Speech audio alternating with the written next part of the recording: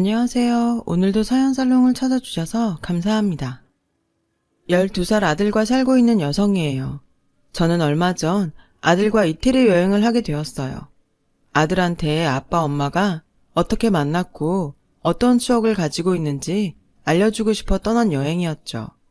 저는 7년 전만 해도 이탈리안 레스토랑 창업을 꿈꾸던 햇병아리 요리사였어요. 영어도 잘 못하면서 겁없이 배낭 하나 딸랑 메고 이탈리아행 비행기에 올라탈 정도로 이탈리아 요리에 미쳐 있었죠. 주위에선 이탈리아에는 소매치기도 많고 특히 혼자 여행 온 동양 여자한테 캣콜링을 하는 남자들도 많다며 패키지 여행을 권했어요. 하지만 아무래도 패키지 여행에서는 진짜 맛집을 찾아볼 수 없을 것 같아서 겁은 났지만 과감하게 자유여행을 선택했죠. 시차 적응 때문에 한 이틀 정도는 호텔에서 내내 지내다 3일째 되었을 때 전부터 가보고 싶었던 트레비 분수에 가게 되었어요. 영화 로마의 휴일을 재밌게 봤던 터라 그곳에서 남들처럼 동전 던지며 소원 좀 빌고 싶었거든요. 그런데 평일인데도 역시나 관광객들로 바글바글해 멍해지더군요. 날씨는 또 왜 이렇게 더운지 정신을 차릴 수가 없었어요. 그런 와중에 누가 갑자기 제 손을 덥석 잡는 게 아니겠어요? 너 소진이 맞지? 이런 데서 다 보네. 우리 조용한 데 가서 얘기 좀 할까? 제가 미처 대답을 하기도 전에 무작정 제 손목을 끌고 가던 낯선 한국인 남자는 주위에 사람이 없는 걸 확인하자 그제야 황급히 제 손목을 풀었어요. 죄송해요. 아까는 너무 급해서 실례를 했어요. 사실 아까 전부터 아가씨 주위에 이태리 남자들이 소매치기 하려고 따라붙는 것 같길래 몰래 따라왔어요. 아가씨가 지갑을 열려는 순간 갑자기 걔네들이 행동을 개시하더라고요. 괜히 소매치기라고 소리 지르면 나중에 위험해질까 싶어서 앞뒤 생각할 새도 없이 그냥 아가씨를 끌고 왔어요. 놀라셨다면 죄송합니다. 그게 저희 남편과 저의 첫 만남이었어요. 남편의 젠틀한 외모와 행동을 보고 첫눈에 반했던 저는 감사 인사로 식사를 대접하겠다고 제안했어요. 그리고 남편과 몇 시간 동안 식사를 하면서 서로 대화가 참 잘 통한다는 것도 알게 되었죠. 남편은 개인전을 준비하던 화가로 영감을 받으러 이태리 여행을 온 거였죠. 저도 레스토랑 때문에 아이디어를 얻을 겸 맛집 투어 중이라는 말에 서로 창의적인 일을 한다며 비슷하다고 누가 먼저랄 새도 없이 웃었어요. 그러다 지금 먹고 있는 음식 맛은 어떠냐고 물었더니 글쎄, 사실 저는 웬만한 음식은 맛있다는 생각을 못해요. 저희 어머니께서 음식을 잘하시거든요. 어머니 음식이 제일 맛있어서인지 유명 맛집에 가도 만족스럽지 않더라고요. 예상 외의 답변이었어요. 그 전까지는 이 남자와 결혼까지 잘해볼까 혼자 쓸데없는 상상까지 했는데 자기 엄마 음식이 가장 맛있다는 말에 마마보이라는 의심이 들며 순식간에 마음이 식어버렸죠. 명색이 저도 셰프인데 결혼하면 얼마나 주방에서 음식 가지고 싸움 나겠어요. 안 봐도 비디오죠. 그래서 이 식사가 그와의 마지막이라고 생각하곤 전화번호 교환도 하지 않은 채 헤어졌어요. 그런데 이상하게 관광지에서 우연히 계속 마주치는 거예요. 미술관과 기념품 가게 등 여러 곳에서요. 그렇게 우리는 같이 밥을 먹게 되었고 미술관에서는 해박한 그의 미술사 강의를 들으며 그에게 다시 빠져들었어요. 그리고 한국에 돌아와서는 그의 오피스텔에서 동거를 하며 결혼까지 약속하게 되었어요. 그러다 결혼 전 시어머니께서 하시는 백반집에 남편과 함께 인사차 가게 되었어요. 솔직히 허름한 외관만 보고 무시했는데 밖에서 줄을 서서 먹을 정도로 유명한 맛집이더라고요. 가격도 좀 있는 편이었는데 끊임없이 사람들이 밀려들더라고요. 저희는 남편이 미리 시어머니한테 말씀드리고 온 덕에 기다리지 않고 조용한 룸에서 먹을 수 있었어요.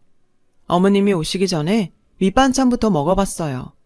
분명 평범한 나물과 김치인데도 어쩜 그렇게 맛있던지 솔직히 너무 놀랐어요. 남편 입맛이 높아질만 하더라고요. 그 후 메인 요리를 먹고 있는데 갑자기 문을 열고 시어머니께서 들어오셨어요. 성큼성큼 다가와 남편 옆에 앉으셨죠. 우리 아들 아침 안 굶길 수 있지? 난 그거 하나면 된다. 요새 젊은 여자들 출근하기 바쁘다고 남편을 빵조가리로 때우게 한다던데. 나는 눈에 흙이 들어가도 절대 그 꼴 못 본다. 그거 못 지킬 거면 미리 얘기해라. 내가 수시로 가서 반찬 갖다 놓을 테니. 저는 다짜고짜 아침밥 타령하는 시어머니 말씀에 말문이 턱 막혔지만 시어머니께서 아침밥 핑계로 수시로 집에 올까봐 얼른 그런 건 걱정 말라며 안심시켰어요. 하지만 그 후로 이어진 시어머니의 밥사랑은 지독했어요. 아침을 안 먹으면 힘이 안 난다는 둥, 밀가루 음식은 절대 먹이지 말라는 둥, 저를 며느리로 들이는 건지 도우미로 취직시킨 건지 모르겠더라고요. 결국 어머님 식당을 나와서 남편과 한바탕 결혼을 무르내 만에 싸웠지만 이미 제 뱃속엔 아이가 자라고 있었기 때문에 애써 불안을 감추고 얼른 식을 올릴 수밖에 없었어요. 남편한테는 어머니가 절대 저희 집에 연락 없이 못 오시게 하기로 약속을 받았어요. 그렇게 아이를 낳고 육아하랴 요리 공부하랴 정신이 없던 와중에 세상이 무너진 듯한 일이 벌어지고 말았죠. 퇴근하기 전 매일 전화하던 남편이 10시가 지나도 전화를 않는 거예요. 이상하다 싶어 계속 전화를 하던 와중에 낯선 번호로 전화가 왔어요. 이민우 씨 보호자 되십니까? 여기는 땡땡 병원인데요. 이민우 씨가 뺑소니 사고로 지금 병원에 있습니다. 저는 정신없이 병원으로 달려갔고 남편이 수술을 받는 동안 간절히 기도했지만 하늘은 제 기도를 들어주지 않았어요. 남편은 그렇게 거짓말처럼 제 곁을 떠나갔습니다. 아무것도 모르는 어린 아들은 친정에 맡기고 피눈물 흘리며 남편의 장례식을 치렀는데 갑자기 시어머니께서 네가 내 아들을 잡아먹었구나 라며 제 머리채를 잡으시더군요. 그래서 그럼 어머니도 자식 잡아먹은 분이시네요 라며 어머니께 한 소리 했죠. 놀란 조문객들이 달려들어 어머님과 저를 떼어놓으려고 안간힘을 썼어요. 하지만 당시 저는 아들 잡아먹은 년이라는 시어머니의 말에 눈이 돌아 아무것도 보이지 않았어요. 그 후 병원에서 몇 달은 제 정신이 아닌 사람으로 지냈어요. 꿈에서는 그래도 남편을 만날 수 있기에 저는 계속해서 잠만 자려고 했고 끔찍한 현실을 외면하려 했죠. 눈을 뜨면 남편이 없다는 사실에 짐승처럼 울부짖으며 병실이 떠나가라 고래고래 소리를 질렀어요. 몇 번이나 손목을 그으려고도 했고요. 네 아들 생각해야지. 엄마가 돼가지고 언제까지 그렇게 누워있을래? 너 엄마야.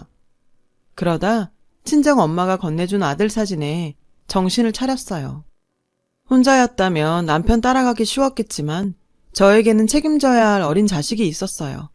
그래서 정신 차리고 엄마가 싸온 죽과 도시락을 먹기 시작했는데 너무 맛있는 거예요. 저희 엄마는 요리를 잘 못하는데 말이죠.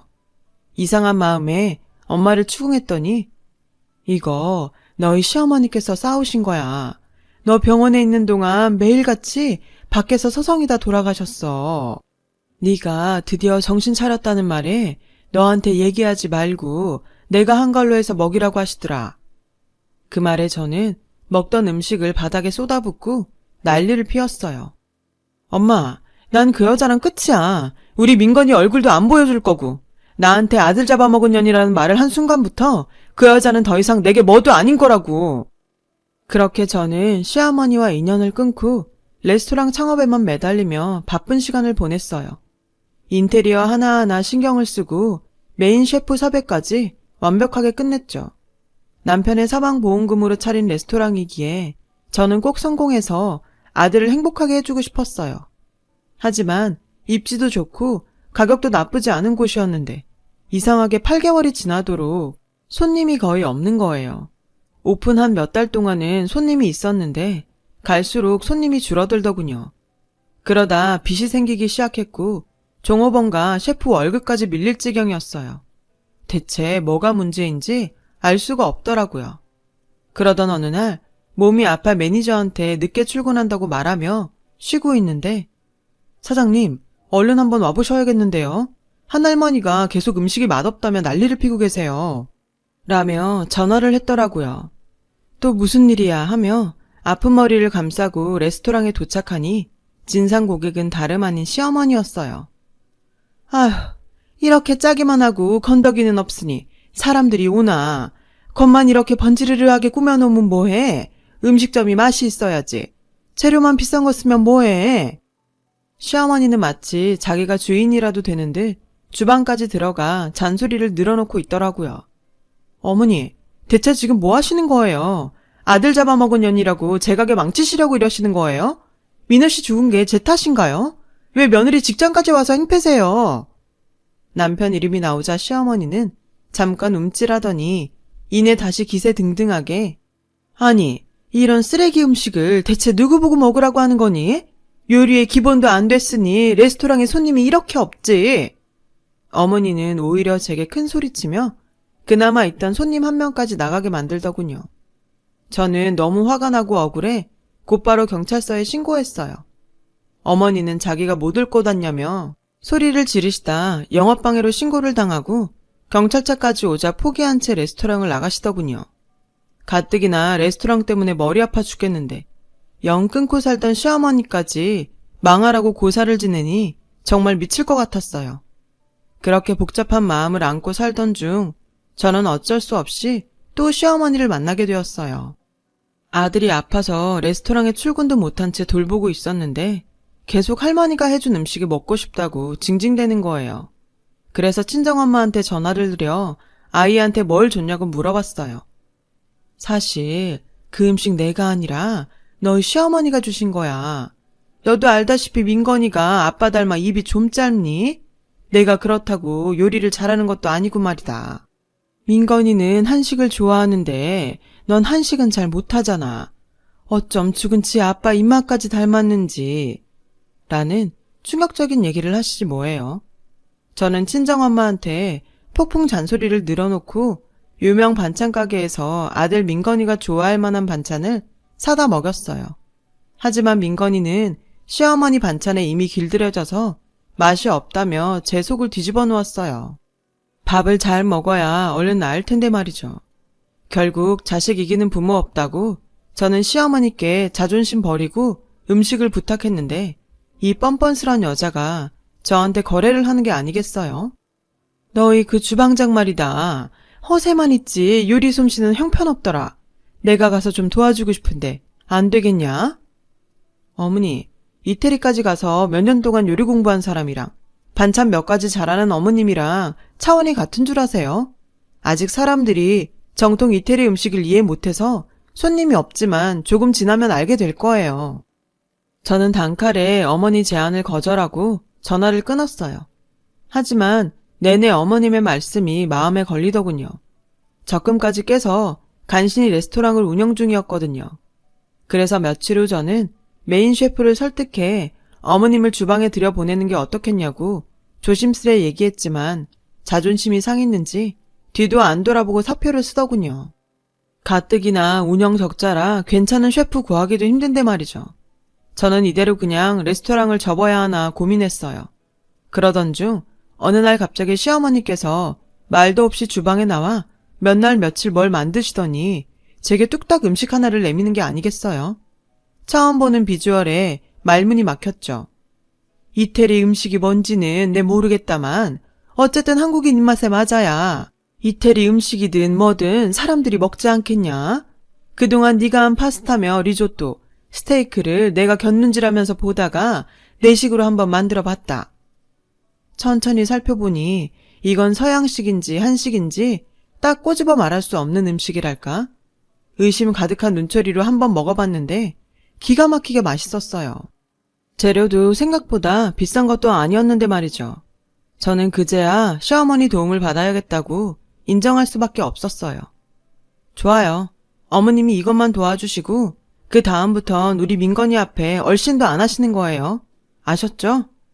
저는 이번 기회를 핑계로 시어머니가 민건이를 본다며 계속 올까봐 각서까지 썼어요. 노발대발할 줄 알았던 시어머니는 예상외로 흔쾌히 알았다고 하시더군요. 대신 너도 내 레시피 따라 하며 민건이가 먹고 싶은 음식들 다 해줘야 한다. 이 일 끝나면 나는 다시 시골로 내려갈 거니까. 그래도 손주 생각하는 시어머니의 말에 저는 조금씩 마음이 누그러지기 시작했어요. 그렇게 시어머니 덕에 적자였던 레스토랑은 퓨전 이태리 음식점으로 유명세를 떨치기 시작했고, 저는 시어머니 레시피를 새로 구한 메인 셰프에게 전수하고 다시 사장으로 돌아갔어요. 레스토랑이 안정되자 시어머니는 약속대로 시골로 돌아가셨고요. 솔직히 시어머니한테 고마운 마음이 컸지만 이 일로 발목 잡히면 평생 고생하겠다 싶어 시골로 내려가시는 어머님을 붙잡지 않았어요. 그렇게 2호점, 3호점까지 내려고 준비를 하는데 친정 엄마로부터 시어머니 소식을 듣게 되었어요. 친정 엄마는 시어머니와 가끔 통화도 하고 시어머니 식당에 가서 밥을 먹기도 했더라고요. 얼마 전 가보니 너희 시어머니 식당이 문을 닫았더라. 이상해서 동네 사람들한테 물어보니 신장암에 걸리셨대. 에휴, 뭐 임상시험 그런 것도 있다던데 고집 센 양반이라 사람들 이야기도 안 듣는다고 하더라. 예상치 못한 엄마의 전화에 저는 말문이 막혔어요. 갑자기 전과 달리 목소리도 작아지고 힘이 없어진 시어머니의 모습이 떠올랐어요. 그때 그저 나이 탓이라 생각했는데 그제야 생각해보니 혈색도 많이 안 좋았던 것 같았죠. 어차피 평생 안 보고 살 생각이었기에 무시하려 했는데 할머니 레시피로 만든 음식을 잘 먹는 민건이를 볼 때마다 남편 생각도 나서 도저히 넘어갈 수 없었어요. 그래서 무작정 어머니 집으로 향했어요. 갑작스레 찾아온 저를 보고 놀란 어머님 얼굴엔 당황스러움과 반가움이 교차했어요. 저는 그런 어머님을 보고 다짜고짜 손목을 잡아 끌었어요. 살 길이 있는데 왜 그냥 죽으려고 해요? 왜 이렇게 미련하세요? 아들에 이어 이젠 시어머니까지 잡아먹은 년이라는 소리 듣게 하고 싶으세요? 지방병원에 있어봤자 답 안 나와요. 저랑 얼른 서울로 가세요. 하지만 시어머니는 다 늙어서 오래 살고 싶지 않다며 고집을 부리셨어요. 어머니, 살아서 우리 민건이 커가는 거 보고 싶지 않으세요? 어머니 아들 식성까지 빼닮은 민건이요. 어머니 돌아가시게 내버려두면 제가 나중에 하늘나라에서 그의 얼굴을 똑바로 볼 수 있겠냐고요. 제 말에 그토록 꼬장꼬장하던 시어머니는 눈물을 보이셨어요. 내가 그때 너한테 모진 말한 거 정말 미안하다. 그래서 내가 벌을 받나 싶었어. 그래서 죽기 전에 뭐라도 하나 해주고 가고 싶었다. 라며 속마음을 이야기하더군요. 그렇게 저랑 시어머니는 그동안의 앙금과 오해를 풀고 함께 서울로 올라와 유명 대학병원에 있는 교수님께 임상시험을 받기로 했어요.